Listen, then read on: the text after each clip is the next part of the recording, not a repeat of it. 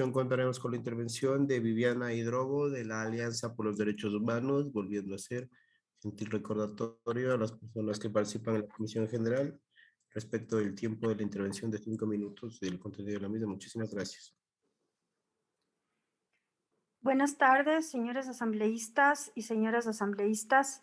Este lunes, cuando estuvimos en este mismo espacio, mencionamos haber registrado 41 incidentes de vulneración de derechos humanos. Entonces reportamos 79 detenciones, 60 personas heridas y una persona fallecida.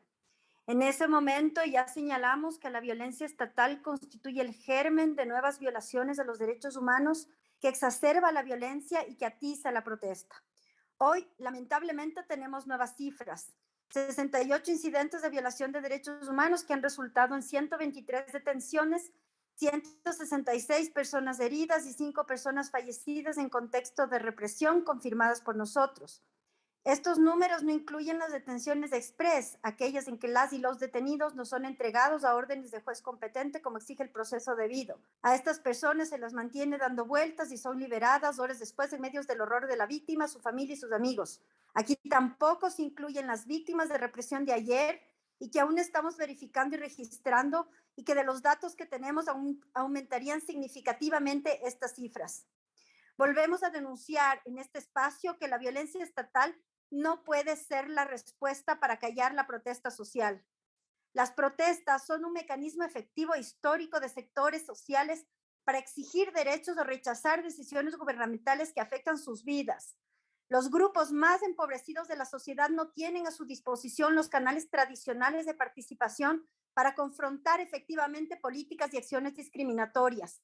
Ante esto, dice la Corte Interamericana de Derechos Humanos, en muchos países del hemisferio, la protesta y la movilización social constituyen las herramientas de petición a la autoridad pública y canales de denuncias públicas sobre abusos o violaciones a los derechos humanos.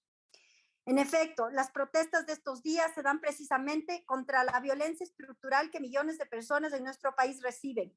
Violencia estructural que se concreta en el deterioro de las condiciones de vida de los sectores más vulnerables, sin poder hacerse escuchar en las vías y en las carreteras del país o en las calles de la ciudad sede del gobierno, cuyas decisiones los afectan y los violentan.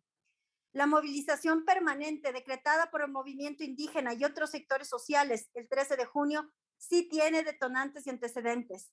Desde el inicio del gobierno del presidente Lasso y a lo largo de todo el año, le venían haciendo requerimientos de políticas estructurales en favor de la población. La CONAIE tuvo reuniones con el gobierno que resultaron infructuosas. Sus pedidos formales ni siquiera fueron contestados, como en estos días confirmó el ex viceministro de Gobernabilidad.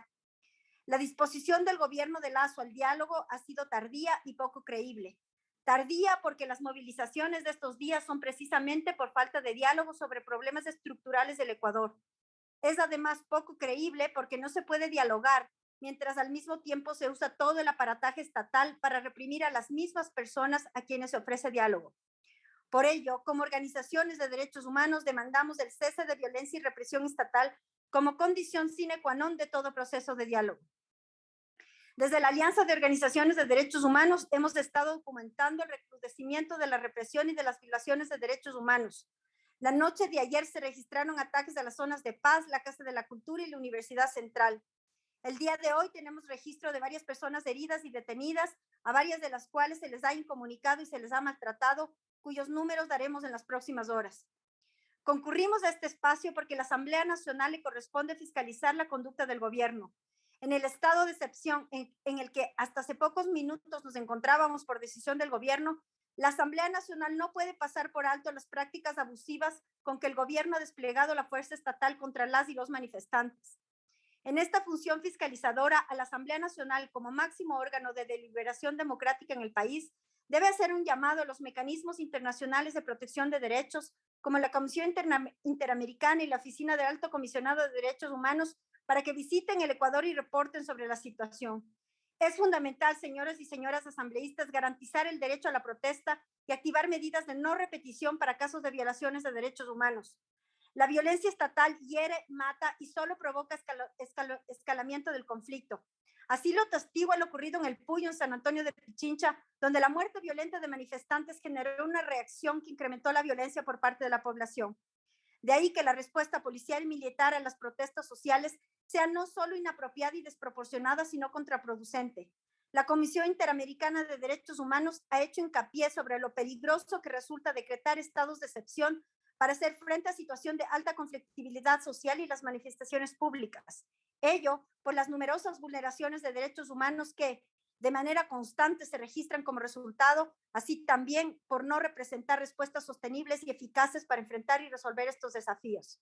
Por eso, demandamos a la Asamblea Nacional realizar el control político del estado de excepción y fiscalizar todos aquellos actos que han sido denunciados como violatorios de derechos humanos en el contexto de estado de excepción que ha sido derogado hace pocos minutos.